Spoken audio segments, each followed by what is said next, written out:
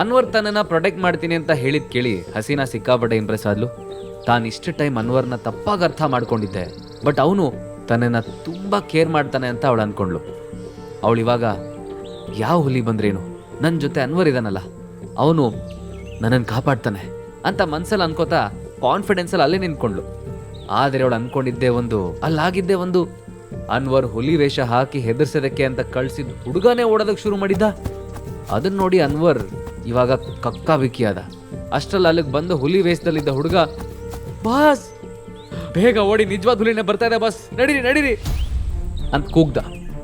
ಅದನ್ನ ಕೇಳಿದ್ದೆ ಅನ್ವರ್ ಕಾಲ್ಗಳು ಶೇಕ್ ಆಗೋದಕ್ಕೆ ಸ್ಟಾರ್ಟ್ ಆಯ್ತು.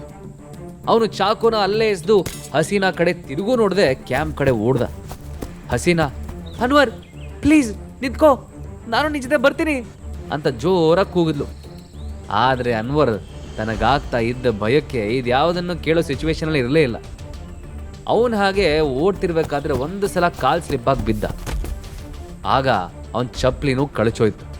ಬಟ್ ಅನ್ವರ್ ಮಾತ್ರ ತನಗಾಗಿದ್ದ ಗಾಯದ ಕಡೆಗೂ ಗಮನ ಕೊಡದೆ ಇನ್ನೂ ಜೋರಾಗಿ ಓಡ್ದ. ಹಸೀನಾ ತುಂಬ ವರ್ಷದಿಂದ ಪೊಲೀಸ್ ಡಿಪಾರ್ಟ್ಮೆಂಟಲ್ಲಿ ಕೆಲಸ ಮಾಡ್ತಿದ್ಲು. ಇದುವರೆಗೂ ಅವಳು ಸಿಕ್ಕಾಪಟ್ಟೆ ಡಿಫಿಕಲ್ಟ್ ಮಿಷನ್ಸ್ ಎಲ್ಲ ಕಂಪ್ಲೀಟ್ ಮಾಡಿದ್ರಿಂದ ಡಿಪಾರ್ಟ್ಮೆಂಟಲ್ಲಿ ಅವಳಿಗೆ ಝಾನ್ಸಿ ರಾಣಿ ಅಂತಲೇ ಹೆಸರು ಬಂದಿತ್ತು. ಮಾರ್ಷಲ್ ಆರ್ಟ್ಸ್ ಕಲಿತು ಅದರಲ್ಲಿ ಎಕ್ಸ್ಪರ್ಟ್ ಆಗಿದ್ರು ಕೂಡ ಇದ್ಯಾವ ಸ್ಕಿಲ್ಲು ಹುಲಿನ ಫೇಸ್ ಮಾಡೋದಕ್ಕೆ ಯೂಸ್ ಆಗಲ್ಲ ಅನ್ನೋದು ಅವಳಿಗೆ ಚೆನ್ನಾಗಿ ಗೊತ್ತಿತ್ತು. ಅವಳಿಗಿವಾಗ ತಾನು ಒಂಟಿ ಅಂತ ಅನ್ಸೋದಕ್ಕೆ ಸ್ಟಾರ್ಟ್ ಆಯಿತು. ಮತ್ತೊಂದು ಕಡೆ ಮೇಘ ನೋವಲ್ಲಿದ್ದರು. ಪದೇ ಪದೇ ಅಮೋಘ್ ಪ್ಲೀಸ್ ನನ್ನನ್ನು ಕೆಳಗಿಳಿಸಿ, ಇಲ್ಲಾಂದರೆ ನನ್ನ ಜೊತೆ ನೀವು ಸಾಯ್ತೀರಿ ಅಂತ ಹೇಳ್ತಿದ್ಲು. ಆದರೆ ಅಮೋಘ್ ಅದಕ್ಕೊಬ್ಬದೆ, ಏನೂ ಪ್ರಾಬ್ಲಮ್ ಇಲ್ಲ ಮೇಘ, ನಾವೆಲ್ಲ ಇಲ್ಲಿಗೆ ಒಟ್ಟಿಗೆ ಬಂದಿದ್ದೀವಿ, ಸೊ ಒಟ್ಟಿಗೆ ಹೋಗೋಣ. ನೀವು ಬಿದ್ದಿದ್ರು ನೋಡ್ತಾ ಹಾಗೆ ಹೋಗೋದಕ್ಕೆ ನಮಗೇನು ಮಾನವೀಯತೆ ಇಲ್ಲ ಅಂತ ಅಂದ್ಕೊಂಡಿದ್ದೀರಾ ಅಂತ ಕೇಳ್ದ. ಅದನ್ನು ಕೇಳಿ ಮೇಘ ಎಮೋಷ್ನಲ್ ಆದ್ಲು. ಅವಳ ಕಣ್ಣಂಚಲ್ಲಿ ನೀರು ಬಂತು. ಅಮೋಘನ್ನು ಗಟ್ಟಿಯಾಗಿ ಹಿಡ್ಕೊಂಡ್ಳು. ಅಮೋಘ್ ಕೇವಲ ಟ್ಯಾಲೆಂಟೆಡ್ ಪರ್ಸನ್ ಮಾತ್ರ ಅಲ್ಲ, ತುಂಬ ಕೇರಿಂಗ್ ಪರ್ಸನ್ ಅಂತ ಅವಳಿಗೆ ಈಗ ಗೊತ್ತಾಗ್ತಿತ್ತು. ಅವನಿಗೆ ಮದುವೆ ಆಗಿದೆ ಅನ್ನೋದನ್ನು ಮರೆತು ತನಗೆ ಅರಿವಿಲ್ದೇನೆ ಅವಳು ಆಲ್ರೆಡಿ ಅವನನ್ನು ಲವ್ ಮಾಡೋದಕ್ಕೆ ಸ್ಟಾರ್ಟ್ ಮಾಡಿಬಿಟ್ಟಿದ್ಲು. ಮೇಘ ಅಮೋಘನ್ನು ಬಿಗಿಯಾಗಿ ಹಿಡ್ಕೊಂಡು, ನಾವು ಸೇಫಾಗಿ ಕ್ಯಾಂಪ್ ಹತ್ರ ಹೋದ್ಮೇಲೆ ನನ್ನ ಪ್ರೀತಿ ವಿಷಯನ ನಿಂಗೆ ಹೇಳ್ತೀನಿ ಅಮೋಘ್, ನಿಂಗೆ ಮದುವೆ ಆಗಿದ್ರು ಪರವಾಗಿಲ್ಲ, ನಂಗೆ ನೀನು ಬೇಕು ಅಷ್ಟೇ. ನನ್ನ ಲೈಫ್ ಪಾರ್ಟ್ನರ್ ಹೇಗಿರಬೇಕು ಅಂತ ನಾನು ಥಿಂಕ್ ಮಾಡಿದ್ನೋ ಅದಕ್ಕೆ 10 ಪಟ್ಟು ಕ್ವಾಲಿಟೀಸ್ ನಿನ್ನಲ್ಲಿ ಜಾಸ್ತಿ ಇದೆ. ನಾನು ನಿನ್ನನ್ನು ಯಾರಿಗೂ ಬಿಟ್ಕೊಡಲ್ಲ, ನಿನಗೋಸ್ಕರ ನಾನು ಲೀಲಾ ಜೊತೆ ಫೈಟ್ ಮಾಡೋದಕ್ಕೂ ರೆಡಿ ಇದ್ದೀನಿ ಅಂತ ಪಾಸಿಟಿವ್ ಆಗಿ ಮನಸ್ಸಲ್ಲೇ ಯೋಚನೆ ಮಾಡಿದ್ರು. ಮೇಘ ಮನಸ್ಸಲ್ಲೇ ಹೀಗೆಲ್ಲ ಅನ್ಕೋತಿರ್ಬೇಕಾದ್ರೆ ಅಮೋಘ್ ಸಡನ್ನಾಗಿ ನಿಂತ್ಕೊಂಡ.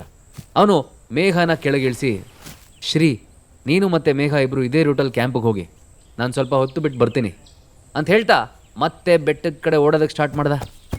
ಅಮೋಘ್ ಏನು ಮಾಡೋದಕ್ಕೆ ಹೊರಟಿದ್ದಾನೆ ಅಂತ ಅರ್ಥ ಆಗೋಷ್ಟರಲ್ಲಿ ಅವನವರೆಲ್ಲರ ಕಣ್ಣಿಂದ ಮರೆಯಾಗ್ಬಿಟ್ಟಿದ್ದ. ಶ್ರೀಲೀಲಾ ಮತ್ತು ಮೇಘ ಅವನು ಹೋದ ಕಡೆನೇ ನೋಡ್ತಾ ಜೋರಾಗಿ ಅಮೋಘ್ ನೋ ಅಂತ ಕೂಗ್ಕೊಂಡ್ರು. ಬಟ್ ಅಮೋಘ್ ಮಾತ್ರ ಅದನ್ನು ಕೇಳಿಸ್ಕೊಳ್ದೆ ಬೆಟ್ಟದ ಕಡೆ ಓಡ್ದ. ಬೆಟ್ಟದಲ್ಲಿ ಈಗಲೂ ಹುಲಿ ಗರ್ಜೋದು ಕೇಳ್ತಾನೆ ಇತ್ತು. ಕ್ಯಾಂಪಿಗೆ ಬಂದಿದ್ದ ಸಾಕಷ್ಟು ಜನ ಇನ್ನೂ ಅದರಿಂದ ತಮ್ಮ ಜೀವ ಉಳಿಸ್ಕೊಳ್ಳೋದಕ್ಕೆ ಓಡ್ತಿದ್ರು. ಅಮೋಘ್ ಅಲ್ಲಿಗೆ ಬಂದಾಗ ದೂರದಲ್ಲಿ ಹುಲಿ ಗರ್ಜಿಸ್ತಾ ಬರ್ತಿರೋದು ಕಣ್ಣು. ಅಲ್ಲಿ ತುಂಬ ಜನ ಇದ್ದಿದ್ದರಿಂದ ಗಾಬರಿಯಾಗಿ ಆ ಹುಲಿ ಏನು ಮಾಡಬೇಕು ಅಂತ ಗೊತ್ತಾಗದೆ ಸುತ್ತಮುತ್ತ ನೋಡ್ತಾ ಗರ್ಜಿಸ್ತಿತ್ತು. ಫಾರ್ಚುನೇಟ್ಲಿ ಅದು ಇನ್ನೂ ಯಾರ ಮೇಲೂ ಅಟ್ಯಾಕ್ ಮಾಡಿರಲಿಲ್ಲ. ಅಮೋಘ್ ತಕ್ಷಣ ಹುಲಿ ಅಟೆನ್ಷನ್ ತನ್ನ ಕಡೆ ಎಳ್ಕೊಂಡ. ಹುಲಿ ಅಮೋಘನ ಕಡೆ ತಿರುಗಿದ್ದೆ ಅವನ ಕಡೆ ಓಡೋದಕ್ಕೆ ಶುರು ಮಾಡ್ತು. ಆಗ ಅಮೋಘ್ ಜನರಿದ್ದ ವಿರುದ್ಧವಾದ ದಿಕ್ಕಲ್ಲಿ ಹೊಡೆದ. ಹುಲಿ ಅದನ್ನು ನೋಡಿ ಅಮೋಘನ್ ಫಾಲೋ ಮಾಡ್ಕೊಂಡು ಹೋಯ್ತು. ಅಮೋಘ್ ಹಾಗೆ ಜನರಿರೋ ಜಾಗದಿಂದ ಸುಮಾರು ದೂರ ಕರ್ಕೊಂಬಂದ. ನಂತರ ಅವನು ತನ್ನ ಬ್ಯಾಗಿಂದ ಒಂದು ನೆಟ್ ತೆಗೆದು ಕೈಲಿ ಹಿಡ್ಕೊಂಡ. ಅಮೋಘನ್ ಫಾಲೋ ಮಾಡ್ಕೊಂಡು ಬಂದಿದ್ದ ಹುಲಿ ಅವನನ್ನು ಹುಡುಕ್ತಾ ಕಾಡಲ್ಲಿ ಅಲೀತಿತ್ತು. ಅಮೋಘ್ ಮಾತ್ರ ಸರಿಯಾದ ಸಮಯಕ್ಕೆ ವೇಟ್ ಮಾಡ್ತಾ ಒಂದು ಮರ ಹತ್ತು ಕೂತ್ಕೊಂಡಿದ್ದ. ಅವನು ಹುಲಿ ಆ ಮರದ ಹತ್ರ ಬರೋದನ್ನೇ ಸೂಕ್ಷ್ಮವಾಗಿ ಅಬ್ಸರ್ವ್ ಮಾಡ್ತಿದ್ದ. ಸ್ವಲ್ಪ ಹೊತ್ತು ಹಾಗೆ ವೇಟ್ ಮಾಡಿದ ನಂತರ ಅಮೋಘ್ ಇದೇ ಸರಿಯಾದ ಸಮಯ ಅಂತ ಡಿಸೈಡ್ ಮಾಡಿ ಮರದ ಮೇಲಿಂದ ಜಂಪ್ ಮಾಡ್ತಾ ಕೈಯಲ್ಲಿದ್ದ ಬಲೆನ ಹುಲಿ ಮೇಲೆ ಬೀಸ್ತ. ಆದರೆ ಹುಲಿ ತುಂಬಾ ಅಲರ್ಟ್ ಆಗಿತ್ತು. ಹಾಗಾಗಿ ಅದು ಅಮೋಘ್ ಬಲೆ ಬೀಸಿದ್ದೆ ಅದರಿಂದ ಇಮಿಡಿಯೇಟಾಗಿ ತಪ್ಪಿಸ್ಕೋತು. ಈಗ ಹುಲಿ ಮತ್ತು ಅಮೋಘ್ ಇಬ್ಬರು ಮುಖಾಮುಖಿಯಾಗಿದ್ರು. ಹುಲಿಗೆ ತನ್ನನ್ನು ಬಲೆಗೆ ಬೀಳ್ಸೋದಕ್ಕೆ ಟ್ರೈ ಮಾಡಿದ ಅಮೋಘನ ಮೇಲೆ ತುಂಬ ಸಿಟ್ಟು ಬಂದಿತ್ತು. ಅದು ಇನ್ನೂ ಜೋರಾಗಿ ಗರ್ಜಿಸ್ತಾ ಅಮೋಘನ ಕಡೆ ಓಡು ಬಂದ. ಅಮೋಘ್ ಅದರ ಸೈಜ್ ನೋಡಿ ಮನಸ್ಸಲ್ಲಿ ಸ್ವಲ್ಪ ಭಯ ಬಿದ್ದರೂ ಅದನ್ನು ಫೇಸ್ ಮಾಡೋದಕ್ಕೆ ರೆಡಿಯಾಗಿ ನಿಂತ್ಕೊಂಡ. ಹುಲಿ ಅಮೋಘನ ಕಣ್ಣನ್ನೇ ನೋಡ್ತಾ ಅವನ ಮೇಲೆ ಎಗುರು.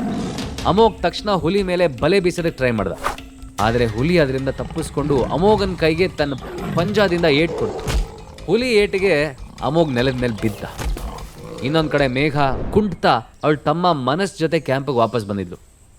ಆದರೆ ಅವಳ ಜೊತೆ ಲೀಲಾ ಆಗಲಿ ಅಮೋಘ್ ಆಗಲಿ ಯಾರೂ ಇಲ್ಲದೆ ಇದ್ದಿದ್ದು ನೋಡಿ ಹಸೀನಾ ಗಾಬರಿ ಆದ್ಲು. ಅವಳು ಮೇಘ ಹತ್ರ ಬಂದು, ನೀವಿಬ್ರೆ ಯಾಕೆ ಬಂದ್ರಿ? ಅಮೋಘ್ ಮತ್ತೆ ಲೀಲಾ ನಿಮ್ಮ ಜೊತೆ ಇದ್ರು ತಾನೇ? ಮತ್ತು ಅವರಿಬ್ರು ಎಲ್ಲಿ ಅಂತ ಕೇಳಿದ್ಲು. ಮೇಘ ಅಳ್ತಾ, ಅವರಿಬ್ರು ನನ್ನ ಜೊತೆನೆ ಕೆಳಗಿನ ತನಕ ಬಂದಿದ್ರು. ಆದರೆ ಸಡನ್ ಆಗಿ ಅಮೋಘ್ ನಮಗೆ ಕ್ಯಾಂಪ್ಗೆ ಹೋಗೋಕೆ ಹೇಳಿ ಅವನಷ್ಟೇ ವಾಪಸ್ ಬೆಟ್ಟಕ್ಕೆ ಹೋದ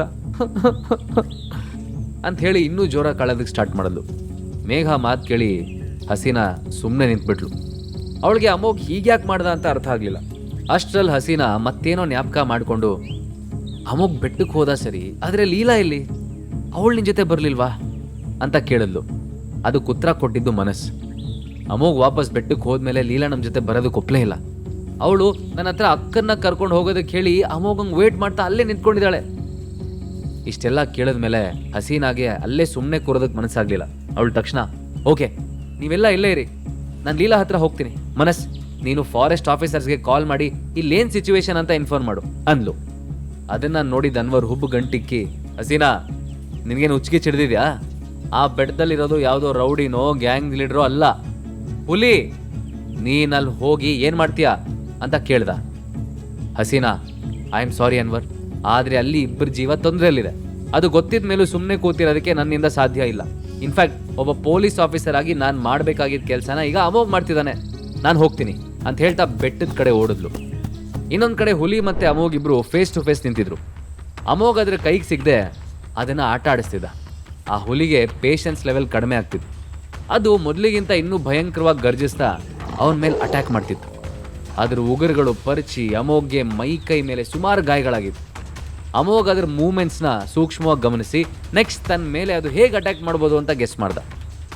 ಅದರಂತೆ ಅವನು ಬಲೆನ ಗಟ್ಟಿಯಾಗಿ ಹಿಡ್ಕೊಂಡು ಹುಲಿ ತನ್ನ ಮೇಲೆ ಎಗರದನ್ನೇ ಕಾಯ್ತಾ ನಿಂತ್ಕೊಂಡ. ಅಮೋಘ್ ಗೆಸ್ ಮಾಡಿದ ಹಾಗೆ ಹುಲಿ ಅವನ ಕುತ್ತಿಗೆ ಮೇಲೆ ಎಗುರ್ತು.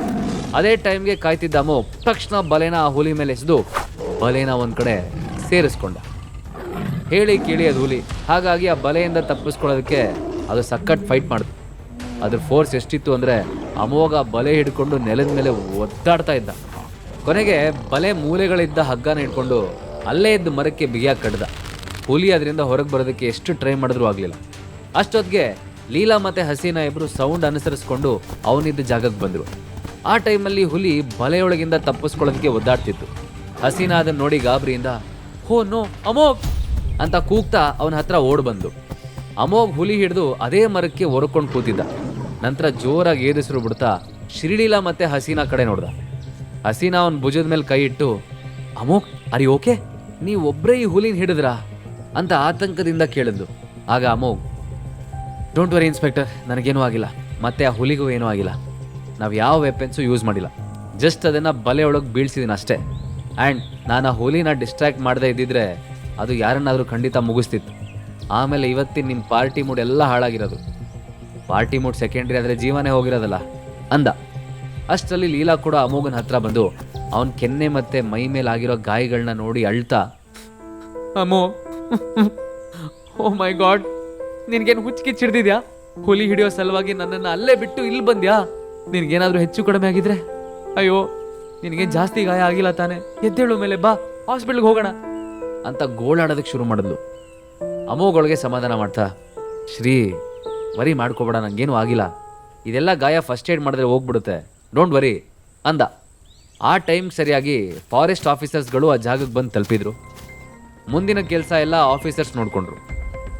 ಅವರೆಲ್ಲ ಕ್ಯಾಂಪಿಗೆ ವಾಪಸ್ ಬರ್ತಾ ಇದ್ದ ಹಾಗೆ ಒಬ್ಬ ವ್ಯಕ್ತಿ ಅಮೋಘ್ ಹತ್ರ ಬಂದು ಅವನ ಭುಜ ತಡ್ತಾ, you are a brave and amazing man.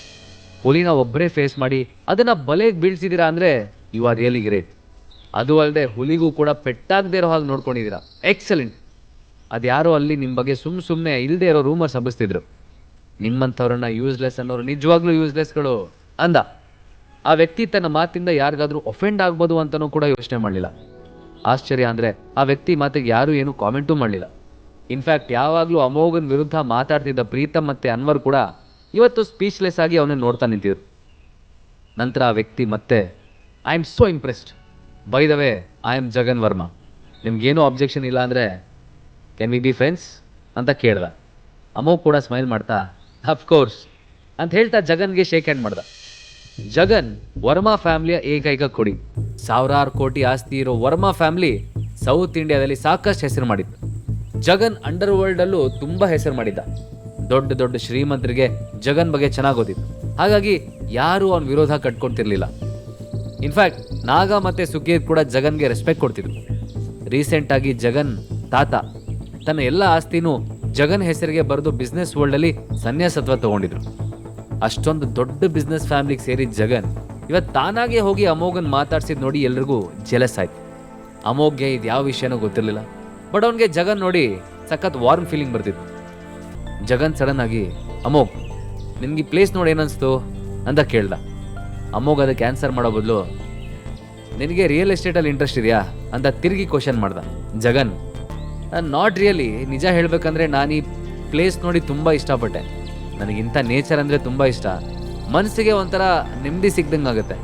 ಆದರೆ ಇಂಥ ಒಳ್ಳೆ ಜಾಗದಲ್ಲಿ ದೊಡ್ಡ ದೊಡ್ಡ ಅಪಾರ್ಟ್ಮೆಂಟ್ಗಳನ್ನ ಕಟ್ತಿದೀವಲ್ಲ, ಅದೇ ಬೇಜಾರಾಗ್ತಿದೆ ಅಂತ ನೋವಲ್ಲಿ ಹೇಳ್ದ.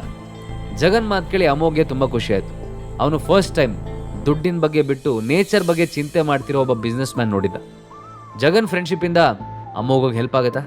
ಅಮೋಘಿನ ನೆಟ್ವರ್ಕ್ ಬೆಳೀತಾ ಅವನಿಗೆ ಶತ್ರುಗಳು ಜಾಸ್ತಿ ಆಗ್ತಾರ? ಮೇಘ ತನ್ನ ಪ್ರೀತಿನ ಅಮೋಘ್ ಹತ್ರ ಹೇಳ್ಕೊತಾಳ. ಹಾಗಾದ್ರೆ ಈಗಲೇ ಡೌನ್ಲೋಡ್ ಮಾಡಿ ಪಾಕೆಟ್ FM ಮತ್ತು ಕೇಳಿ ಅರಸು.